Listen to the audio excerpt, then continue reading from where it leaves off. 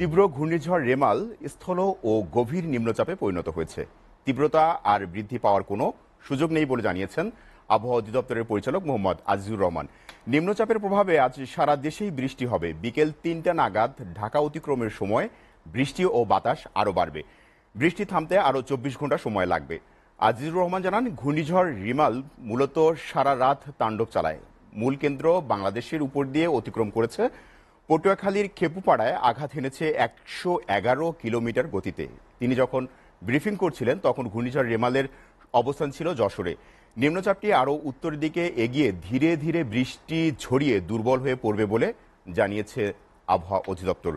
মোংলা ও পায়রা বন্দর, চট্টগ্রাম ও কক্সবাজার সমুদ্র বন্দরকে মহা বিপদ সংকেত নামিয়ে ৩ নং সতর্ক সংকেত দেখাতে বলা হয়েছে। চট্টগ্রামে সবচেয়ে বেশি বৃষ্টি হয়েছে ২০৩ মিলিমিটার। ভারতের সাগর আইল্যান্ড ও বাংলাদেশের পটুয়াখালীর খেপুপাড়ায় বেশি ক্ষয়ক্ষতি হয়েছে তীব্র গতির ঘূর্ণিঝড় রেমালের প্রভাবে।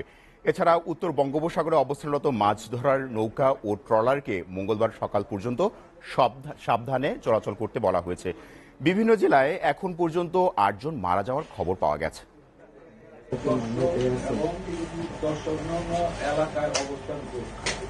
এটি আরো উত্তর পূর্ব দিকে অগ্রসরে ক্রমশ